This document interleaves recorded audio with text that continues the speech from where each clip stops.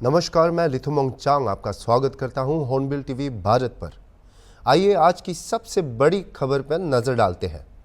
Jail में बंद gangster से नेता बने मुख्तार अंसारी की गुरुवार रात बांदा जेल में दिल का दौरा पड़ने से मौत हो गई। अंसारी की मौत का खबर फैलते ही लोग उनके गाजीपुर स्थित आवास पर जमा हो गए। मुख्तार अंसारी की कार्डियक अरेस्ट से हुई मौत पर मुख्तार अंसारी के बेटे उमर अंसारी ने कहा कि उन्हें प्रशासन की तरफ से कुछ नहीं बताया गया। मीडिया के जरिए इसकी जानकारी मिली।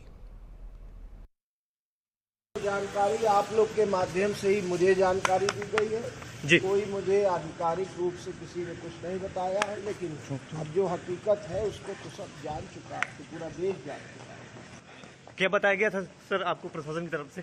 मुझे कुछ नहीं बताया गया प्रशासन की तरफ से, मुझे मीडिया के द्वारा मालूम पड़ा और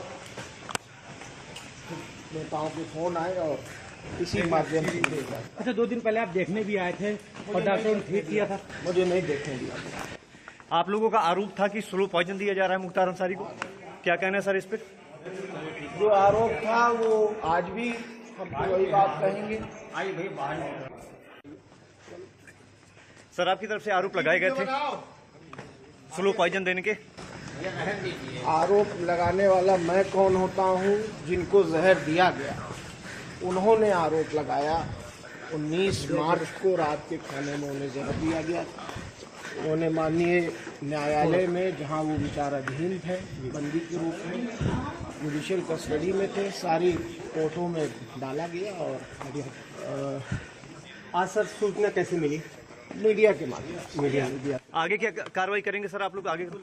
जो है सब होगा। अब ये कोई समय नहीं है कार्रवाई बताने का। सब आप लोग भी इंसान हैं, मैं भी इंसान हूँ, और आप लोग को पता है कि मेरे ऊपर क्या बीत रही है। सर तीसरी जांच की मांग करेंगे?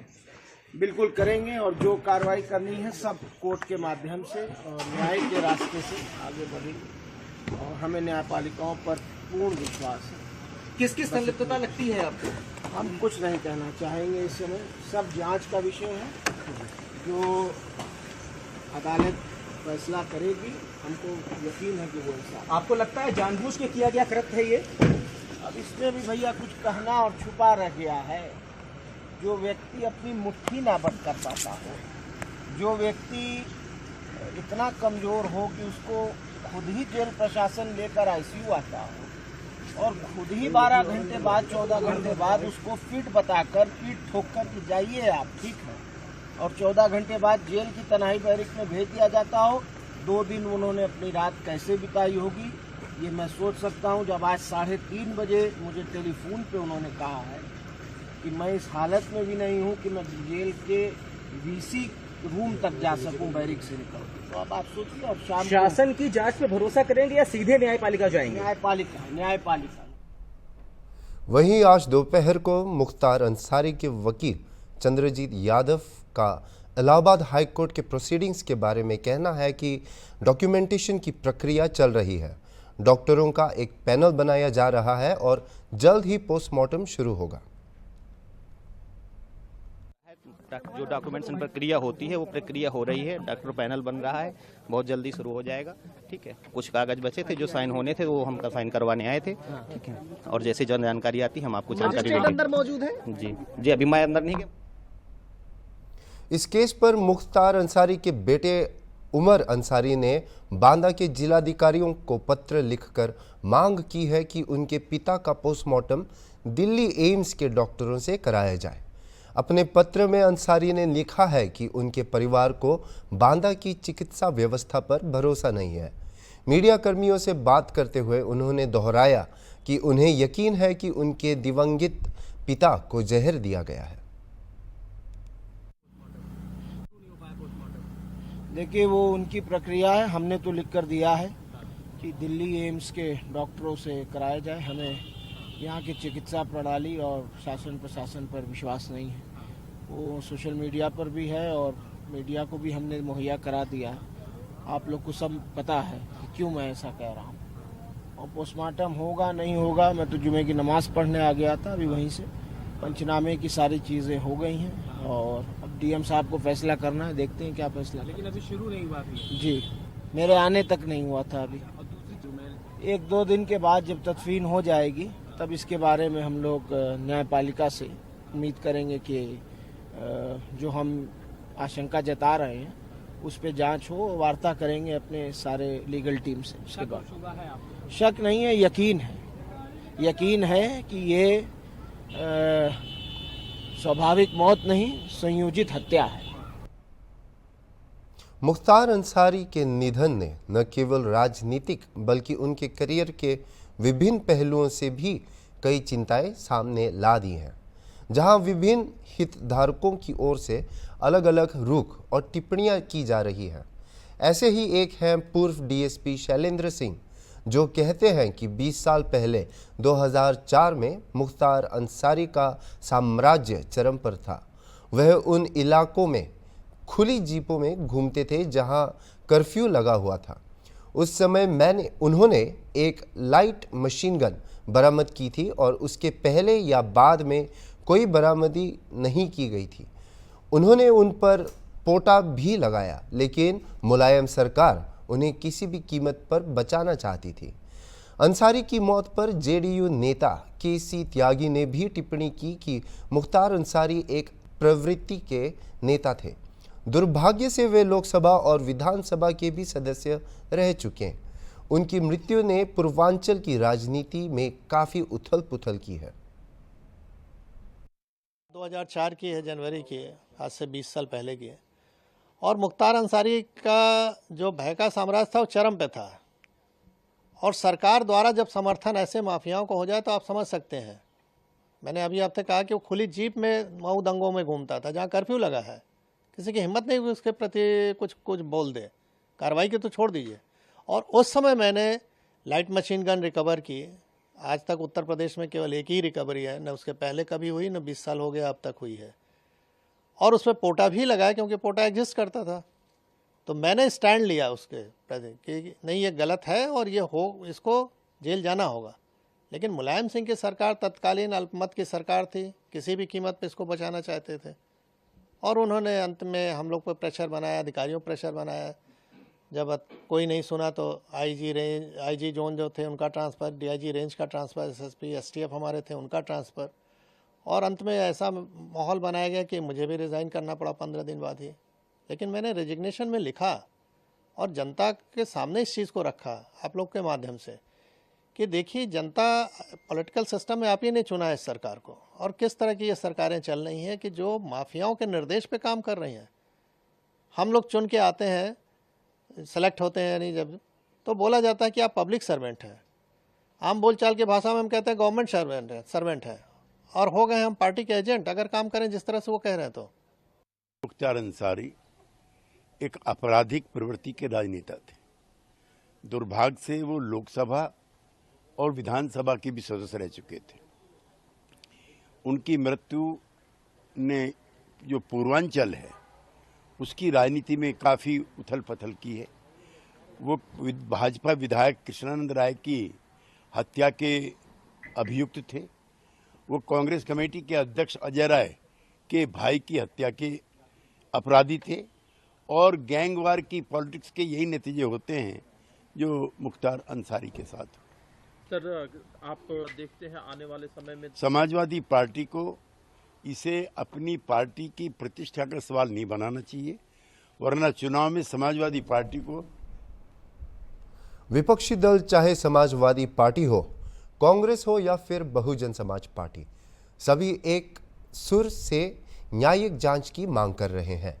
बांदा जेल में बंद मुख्तार जिस तरह से कह रहे थे कि उनकी जान को खतरा है और अब उनकी मौत हो चुकी है, उससे विपक्ष सरकार पर और हमलावर हो गया है।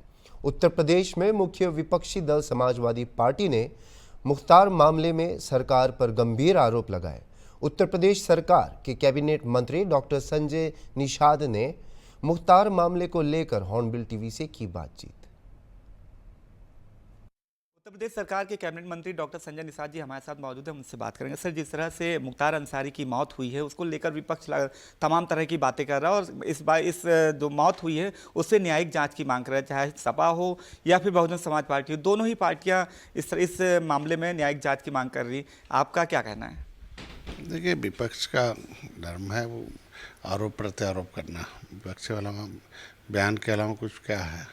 आज के दिन में देश की जनता जनार्दन होती जज होती है, वो फैसला लेती है कि क्या। आज के दिन में उनके जांच है, जब तक जांच रिपोर्ट नहीं आ जा तब तक कुछ कहना उस पर बिना किसी रिपोर्ट के आधार पर कुछ कहना एक तरीके से बेबुनियाद है। अभी पोस्टमार्टम हो रहा, पोस्टमार्टम में टीम है, उनके परिवार के भी आदमी को परमिशन दिया गया। पोस्टमार्टम रिपोर्ट आने के बाद ही उस पर कुछ कहा जा सकता। अच्छा, जिस तरह से जेल में चाहे वो मुन्ना बजरंगी की हत्या हो या फिर संजीव माहेश्वरी जीवा की हत्या हो या तमाम ऐसे लोग रहे जिनकी हत्या हो गई, उसके बाद से लगातार सवाल उठते रहे हैं सरकार पर कि इस तरह की हत्या हो रही तो न्यायिक प्रक्रिया में कोई कैसे विश्वास करेगा। कितना जायज मानते हैं जिस तरह जो पहले मामले हुए या फिर मुख्तार अंसारी की बात करें तो? माननीय मुख्यमंत्री जी, हम बधाई देंगे। मुख्यमंत्री जी कुछ भी मामले आते हैं उस पर जांच कराते हैं, जांच में जो दोषी पाया जाता है उसके खिलाफ कार्रवाई करते हैं। और पहले की सरकार और हमारी सरकार में आप अंतर देखेंगे तो जनता उसको देखती है कि पिछली सरकारों में और इस सरकार में बहुत ढेर सारा परिवर्तन है। इसी सरकार के साथ जनता है और जनता फैसला लेकर फिर से मोदी जी को ला रही है, योगी जी को। अच्छा, क्या लगता है जो न्यायिक जाँच की मांग की जा रही है उस पर आपका क्या स्टैंड है? वो तो सरकार फैसला लेती है। अभी तो प्रारंभिक जांच आने के बाद ही उस पर आगे कोई बढ़ता है। पहले तो किसी को कुछ कहने के लिए तो कुछ भी है। उनके समय उनकी सरकारें थी तो क्या इमीडिएट कुछ जांच लिख देते थे क्या? पहले सिस्टम से काम होता, तो सिस्टम से काम लोकतंत्र है।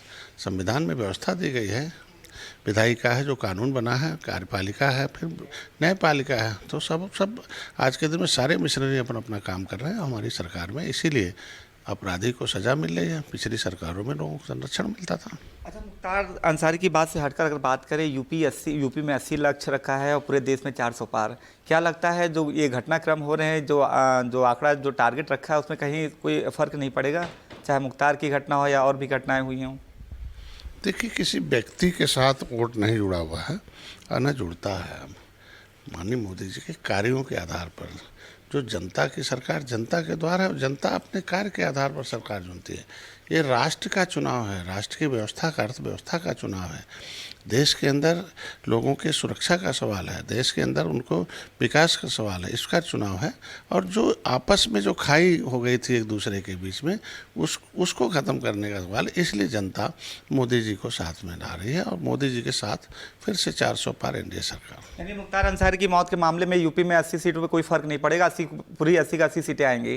नहीं, किसी प्रकार का फर्क नहीं पड़ेगा।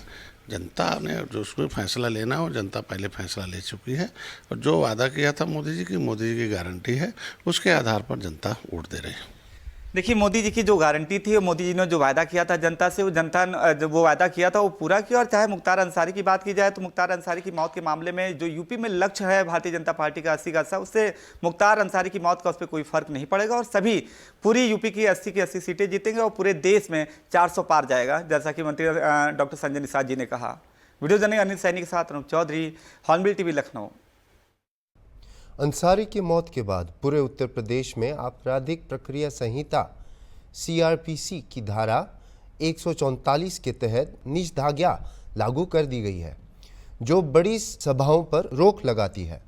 बांदा, मऊ, गाजीपुर और वाराणसी जिलों में पुलिस कर्मियों की विशेष तैनाती है। कल मुख्तार अंसारी को मुहम्मदाबाद के कालीबाग स्थित कब्रिस्तान में दफनाया जाएगा।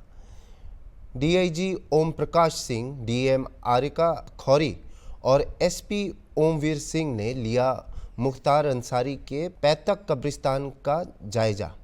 उत्तर प्रदेश के एडीजी कानून एवं व्यवस्था अमिताभ यश ने कहा कि आज जुम्मे की नमाज और कल बांदा जेल में हुई घटना को देखते हुए पूरे राज्य में हाई अलर्ट घोषित किया गया है।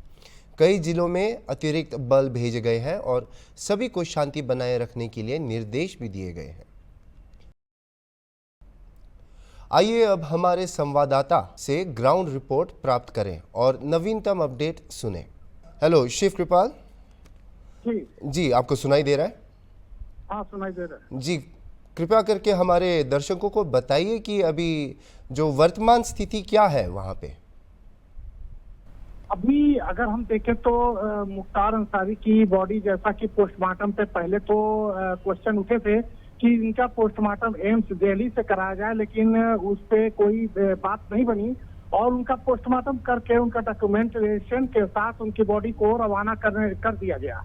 तो अब ऐसे में जो स्थिति है अभी उत्तर प्रदेश की लॉ एंड ऑर्डर को देखते हुए अगर देखा जाए तो उत्तर प्रदेश के में एक जो ये गैंगस्टर थे, गैंगस्टर का पॉलिटिशियन थे, इनका दहशत लगभग उत्तर प्रदेश के सभी जिलों में हुआ करता था, लेकिन खासकर गाजीपुर, बलिया, जौनपुर और मऊ की बात करें तो यहाँ पर हाई अलर्ट पुलिस ने लॉ एंड ऑर्डर को लेते हुए भी कर दिया है। अब इस पे तमाम तरह के सवाल विपक्ष उठा रहे हैं और इनके परिवार से भी उठ रहे हैं कि 2 दिन पहले ही इनकी तबीयत खराब हुई थी, लेकिन वहां के डॉक्टरों ने इनका इलाज करके और ये कहते हुए इनको अस्पताल से छुट्टी दे दी थी कि अब इनको कोई इलाज करने की, यहाँ रखने की जरूरत नहीं है। इन सारी बातों पर इनके फैमिली मेंबर्स ऑब्जेक्शन कर रहे हैं, लगातार ऑब्जेक्शन ये बना हुआ है विरोधियों की ओर से भी कि आखिर इनको जब पहले ही बता दिया गया था कि स्लो पॉइजन जैसी कोई चीज दी जा रही है तो उस पर प्रशासन ने संज्ञान क्यों नहीं लिया। और इसके बाबत देखा जाए तो इनके जो बेटे हैं अब्बास जो बेटे हैं उन्होंने भी जिला अधिकारी यानी डिस्ट्रिक्ट मजिस्ट्रेट को लेटर लिख के इन सारी बातों को संज्ञान दिया था और जिसपे डीएम ने आदेश भी जारी कर दिया है और एज पर डीएम ऑर्डर वहां के एडीएम को जांच मिल भी गई है और एडीएम को ये आदेश देते हुए डीएम ने बोला है कि जेल मैनुअल के हिसाब से जो भी जांच है, इसकी जो सत्यता है उसकी जांच कर तत्काल इसको 2 दिन के अंदर रिपोर्ट पेश की जाए। तो कुल मिलाकर अगर देखा जाए तो जो मुख्तार अंसारी की एक मौत हुई है और इसको जैसा कि विपक्षी और उनके परिवारी जन मान रहे हैं कि संदिग्ध मौत है और कहीं ना कहीं इसमें जेल प्रशासन की तरफ से ढीला बर्ताव किया गया है और कहीं ना कहीं इनके ऊपर वो ध्यान नहीं दिया गया है और एक साजिश के तहत इनको कहीं ना कहीं मारने की कोशिश की गई थी। हालांकि अगर इसकी बात डॉक्टरों से माने तो उनकी पुष्टि है कि ये कार्डियक अरेस्ट के वजह से इनका देहांत हुआ है और यह एक नेचुरल डेथ है। यह बात सही है कि जिस तरह से पहले से आरोप लग रहे थे तो उसके बाबत डीएम ने आदेश कर भी दिया है और उसकी जल्द ही रिपोर्ट पेश भी कर दी जाएगी। जी, तो अभी अंसारी की मौत का राजनीतिक असर क्या है उत्तर प्रदेश में, पूर्वांचल की तरफ, और क्या आने वाली लोकसभा की राजनीतिक लहर में कोई बदलाव होगा? निश्चित रूप से पूर्वांचल की सीटों पर जिस तरह का दबदबा मुख्तार अंसारी का रहा करता था, उस दबदबे को देखते हुए इस बात से इनकार नहीं किया जा सकता है कि इस बार के लोकसभा चुनाव में इसका असर नहीं पड़ेगा। निश्चित रूप से उन जो 4-5 सीटें हैं, जैसे कि गाजीपुर हुआ, मऊ हुआ, बलिया हुआ और जौनपुर हुआ, इन सब सीटों पे वाराणसी हुआ, तो इन सब सीटों पे कहीं ना कहीं थोड़ा बहुत असर जरूर पड़ेगा और लोकसभा चुनाव के मद्देनजर अगर हम बात करें तो इनकी मौत का असर निश्चित रूप से इस लोकसभा चुनाव पे भी पड़ेगा और सबसे ज्यादा अगर हम देखें तो इसका असर मऊ की जो घोसी लोकसभा जो सीट है, जो वहां पर इसका पड़ना बिल्कुल लाजिमी है। जी, तो अभी जो पॉलिटिकल लहर में जो अभी बदलाव आ रहा है उसका फायदा कौन से पक्ष को होगा? और इसको अगर हम 2 तरह से देखें तो एक तो जिस तरह की एक इस समय इनके लोगों के बीच जो सहानुभूति की लहर है उसको देखते हुए निश्चित रूप से मऊ में इसका पॉलिटिकल असर होगा और हो सकता है कि वहां पर भारतीय जनता पार्टी को मात खानी पड़ जाए। लेकिन अगर अन्य जगहों पर हम देखें तो जिस तरह की एक ध्रुवीकरण का मामला बनता है और जिस तरह का हिंदुत्व का एजेंडा लेके भारतीय जनता पार्टी चलती है, अगर उस लिहाज से हम देखें तो कहीं ना कहीं इस और जिस तरह से भारतीय जनता पार्टी और खासकर योगी सरकार लॉ एंड ऑर्डर को लेके चलती है, लॉ एंड ऑर्डर को लेकर आज अगर देखा जाए तो यूपी में माफियाओं का राज एक तरह से खत्म हो गया मुख्तार अंसारी के साथ ही, क्योंकि जो भी बड़े बड़े माफिया थे जब से 2017 में योगी सरकार जब से आई है तब से देखा जाए तो यूपी में माफिया राज एक तरह से खत्म होने के कगार पर थी और एक तरह से ये जो मुख्तार अंसारी की मौत हुई है इस बात की तस्दीक कर दी है कि अब बड़े कोई भी माफिया जो अपने आप में बाहुबली कहे जाते थे वो लगभग खात्मे के तौर पे है। तो कहीं ना कहीं इस बात का असर जनता के दिलो दिमाग में जरूर जाएगी कि योगी सरकार में अब माफिया का राज नहीं रहेगा। अब देखा जाए तो उन लोगों जो जिस तरह से साफ सुथरे छवि के लोग चुनाव लड़ना चाहते थे और लड़ने के लिए आतुर होते थे, लेकिन कुछ माफियाओं की वजह से वो जमीन पे नहीं उतर पाते थे, तो निश्चित रूप से जनता के दिलो दिमाग में भी इस बात का असर जाएगा और हो सकता है कि इसका फायदा भारतीय जनता पार्टी को अन्य सीटों पर भी मिले। जी, हमसे जुड़ने के लिए धन्यवाद और हमारे दर्शकों को अपडेट देने के लिए शुक्रिया।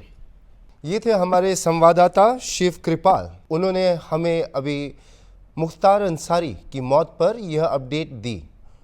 आइए इस आगे वाली खबर पर नज़र डालते हैं, जहां टीएमसी नेता शशि पांजा के अनुसार ईसीआई को एक याचिका प्रस्तुत की गई है और सोमवार को फिर से समय का आवंटन की उम्मीद है ताकि आगे की चर्चाओं के लिए एआईटीसी ने झारखंड के मुख्यमंत्री हेमंत सोरेन की गिरफ्तारी की विस्तृत चिंता व्यक्त की है, जो चुनाव से पहले ही हुई।